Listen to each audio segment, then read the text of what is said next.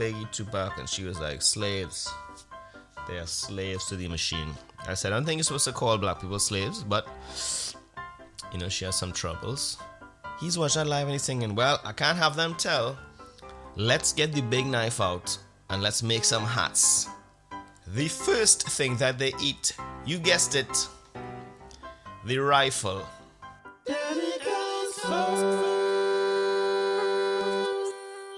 Welcome everybody to the Daddy Comes First. Welcome everybody to episode 21. And if the internet is to be believed, we are now in the 1% of podcasters. Shout out to my brother who sent me that fact when I was feeling sorry for myself and he thought I needed a wake-up call. He's down in the trenches. He's dealing with stuff. Trinidad is a different place to try and run a construction company. I don't know if I could bust his file, so I'm not going to do that. But he's doing his best. He wanted to come out as transgender when he was young, but he never had a chance, so he just locked himself up in his male body, and that was it. He just went along his way. And so he can be a bit tight. But he's doing his best. He's doing his best. All the episodes are now, and for the future, will be on YouTube's. You hear me now? And then we'll be adding more stuff onto there. It seems there's way more eyeballs there. As people want to watch content, I'm also adding shorts. So if you want to check out the greatest things, just, you know what I mean? Just head over there. Head over there. Don't make a scene. And take it in. So I just came back from Vacazione, okay? I went into Kerry, a place called Listowel or Listowel. Listle. They probably pronounce it a little bit different.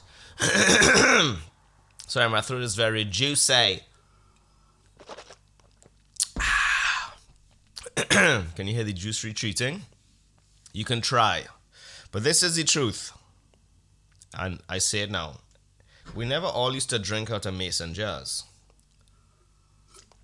A very hipster thing. I mean, I guess in the country, in the land of the free, maybe they put some alcohol in there and they drink it out.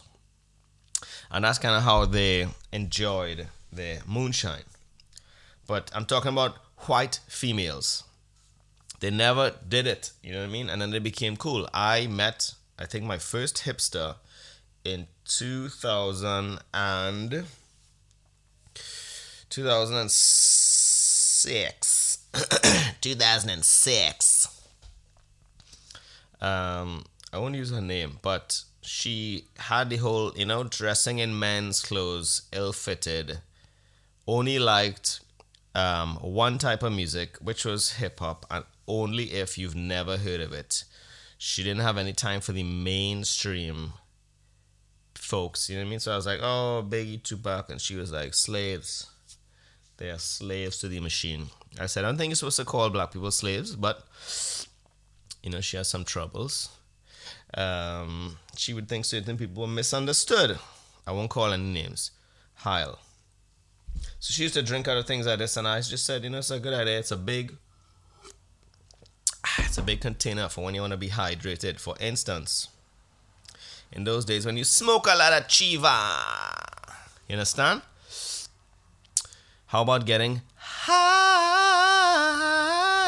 How about getting high in Toronto for the first time? Now in Trinidad, you get a little bushweed filled with seeds and long leaf and all this kind of thing. You gotta try and clean it to just have the bud. But really and truly, I was a lazy person and I would just roll it up with seeds and leaf and pop, pop. Thing be going off like popcorn in the spliff. But it was very enjoyable. I still remember my first time. I was down on a beach with my relatives and they got me into the dope, kids. This is why you shouldn't keep decent people in your life. They led me astray. And I was on the beach in the middle of the night. The moon was up in the sky. Me and my cousin had been pulling for the first time. My other cousins, they were hitting it from a long time. And I've never laughed so hard in my entire life. And then you're just kind of chasing that, you know what I mean? I'm a bit ill-fitted today. You're just kind of chasing that. For the rest of your life, you're thinking, how do I laugh that much again? But weed was, easier. It was kinder to you. You could, 3 men could smoke a thing as big as your arm. You got little giggles. You listen to some tunes. And then you get thirsty. I just always had the munchies. From the moment you know what I mean? It's just munchies. I could eat. I don't understand people who could just smoke and then just like, oh, let me have a snack. Can I have 3 of those chips? So, when I went to Canada, pal, we got robbed for like our first year. They had fellas who were just bringing crap to us, and they had this old Jamaican guy who used to sell us. I'm pretty sure it was mostly thyme and oregano, because we used to smoke a shitload of that and it didn't do nothing.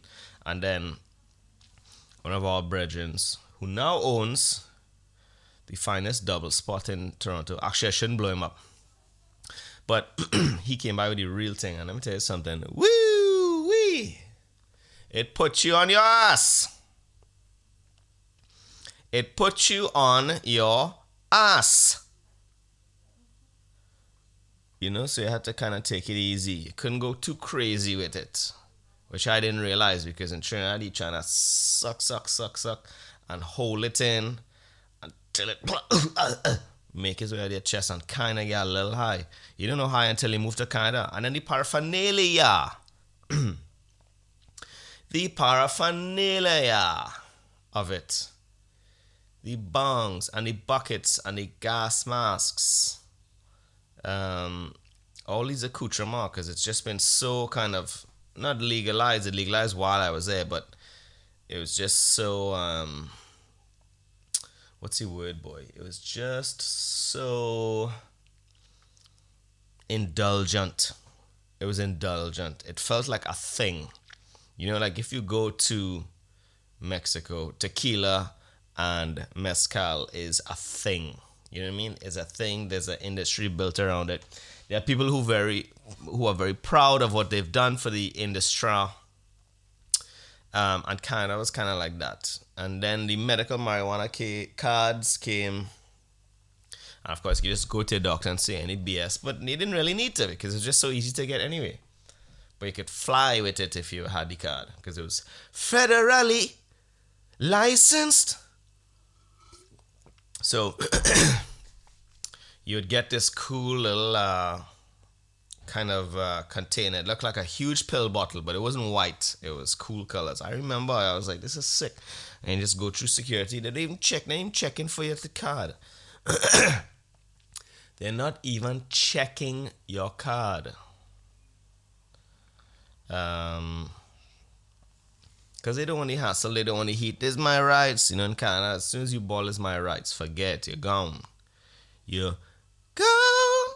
Baby girl, you're gone. Girl, you're gone. Girl, you're gone.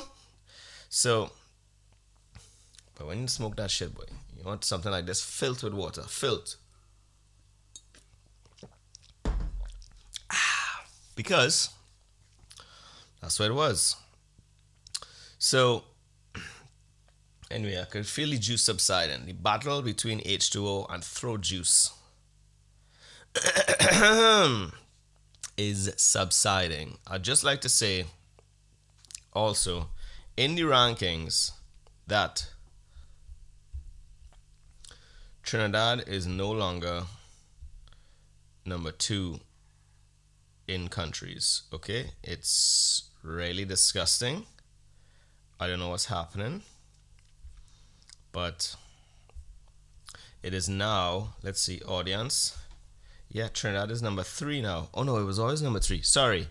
Trinidad is number 4. The United States of America is number 3. I can't stop talking about the election. I don't know what it is. Denmark is... Ooh, Spain. Spain is on the deck, y'all. España. Still 42% in Ireland. Still half the people are louding me up in Ireland. I really appreciate that. Because I've been good to people. I just, by nature, I don't have time to be a dickhole. You ever come across these people and you just think, boy, you are just setting yourself up for a miserable, miserable life. I talk about, in your teenager, in your 20s, whatever, you still have time to come around the bend and realize you're a jackass and fix your ways. But, you meet somebody in like their 40s and 50s and they just, the anti. I'm not talking about agreeable or not agreeable, okay? It's just a Jordan Peterson thing. What I'm talking about is, arch nemesis vibe and being difficult and, my rights or whatever. And you just think this person it's not gonna go anywhere for them. I worked with this fella for years and he just systematically over 10 years shit on every decent job he got. And he'd get good gigs. And I'd be like, bro, just fucking chill out. I mean, mate. Just chill out. And you're being fed some decent. I'm not talking about crumbs. Nobody's putting crumbs to your mouth, pigeon. I'm talking about meals. Talking about steak. I'm talking about that kind of stuff. So, we're on the vacation in the country. And these people keep coming in, you know what I mean? The last few years, I said it on a short the other day. We come in the door, it's cold and rainy. Some lady is just sitting on the couch next to the fire. She lit the fire, God bless her, it was cold. Hello? Hi, I'm Mary. I run the place or whatever. Okay, cool. What are you doing here? How have you come upon this place? Please tell me how you've come upon this place. So, you gotta kind of deal with that in a certain way. Because she's running the show and I guess probably she'll leave you a bad Air BnB or whatever rating. But I wonder if some people go in there and like, oh my gosh, thank you so much. All I can think is she's in there changing the film and the camera. That's how old I am. I think those cameras have film. You know what I mean? And I just wonder, what is the percentage of Airbnb that has hidden cameras? Can somebody tell me? Because it is an alarming thought to think that you are there, you and your wife are having relations in a new place, which is always exciting. Get riled up. The ladies especially, they need, men could live in a cave for 40 years and still get aroused at the blow of a testicular breeze.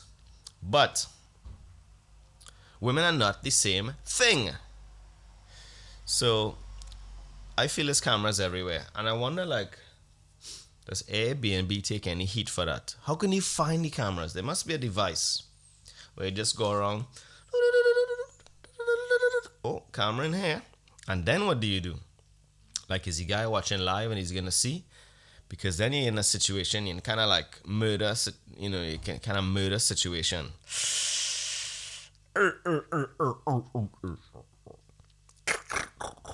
In a kind of murder situation. Because if that guy, it's probably a guy, let's be honest, is watching live and sees that happening, what do you think is happening? What do you think is happening? He's watching that live and he's thinking, well, I can't have them tell. Let's get the big knife out and let's make some hats. Let's get the weed whacker and combine some mulch, some fresh mulch into the compost pile. Don't forget to take the teeth out of the pile. That's what I would do. Yeah, I guess, what do you do with the teeth though? I wonder how teeth would fare in a blender. You put some teeth in a blender. Does it turn it into powder? Like when you put sugar in there? Powdered sugar, powdered teeth. But then when you do the powder, I guess you could probably burn the powdered teeth. And then, what else you had to get rid of? The fingertips? No, you just burn it up or whatever. Or you just mulch it. The bones will just disappear like that.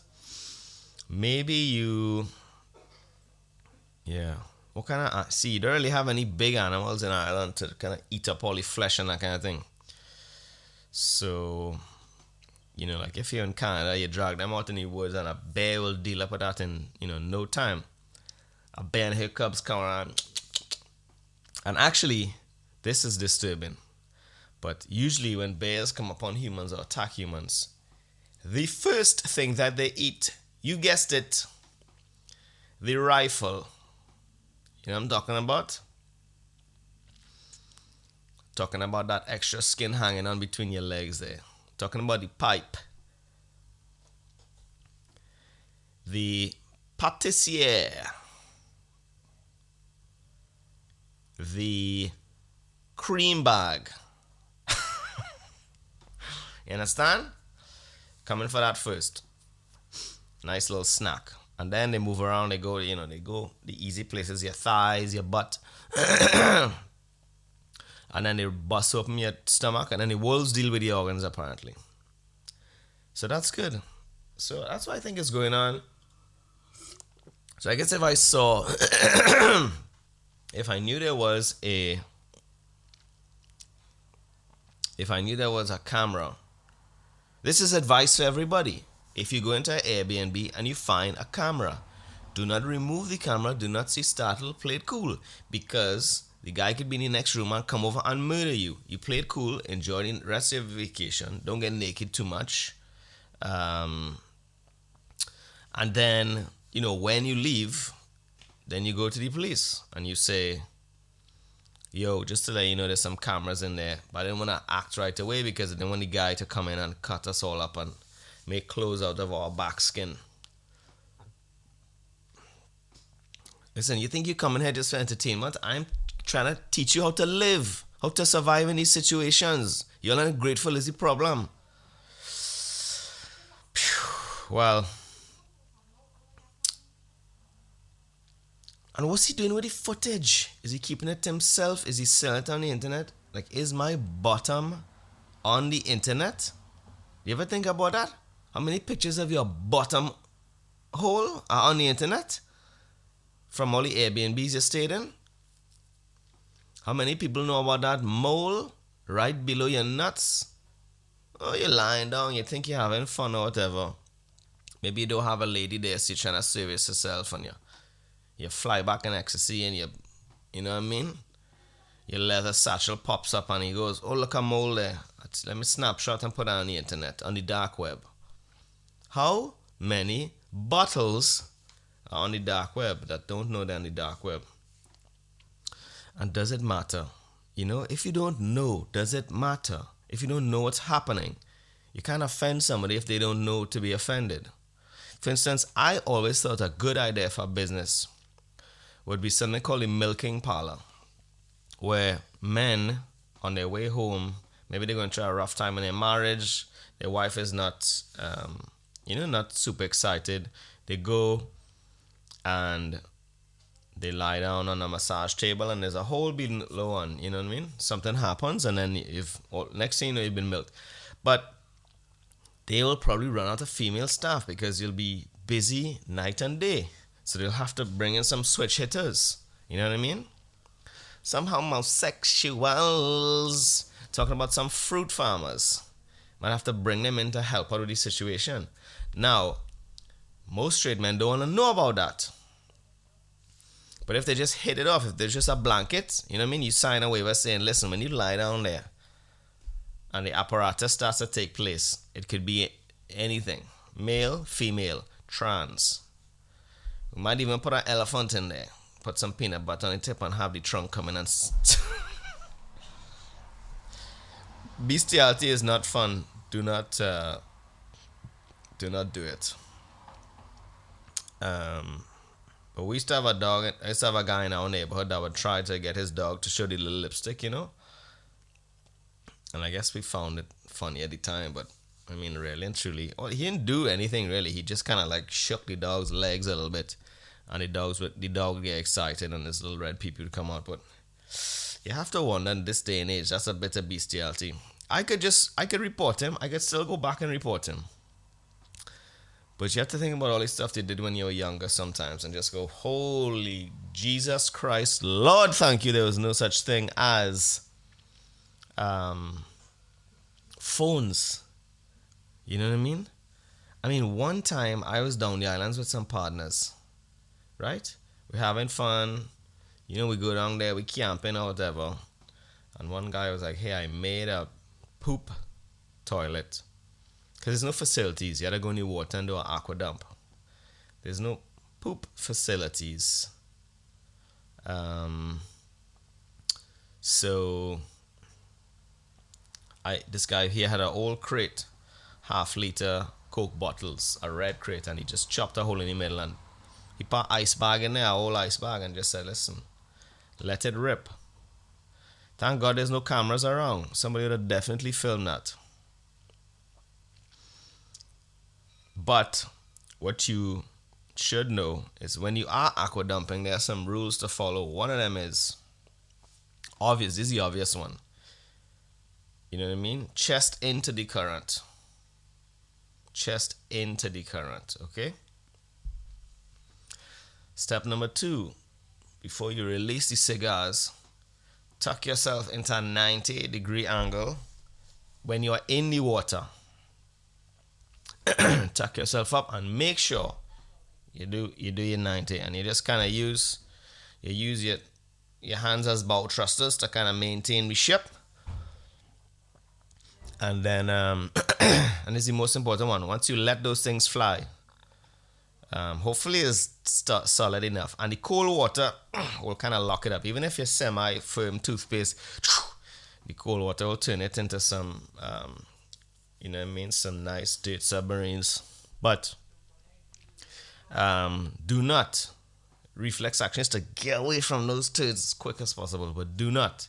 You have to slowly come away, because what happens is you create a couple of miniature riptides down the center of your back.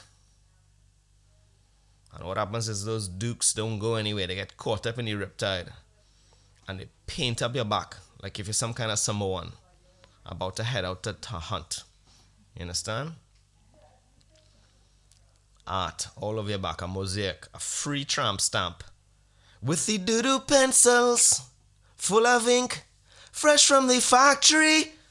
So be very careful. And again, y'all think you'll just listen here for kicks. I am offering you life goals, life learnings, life how-tos, examples of how to live.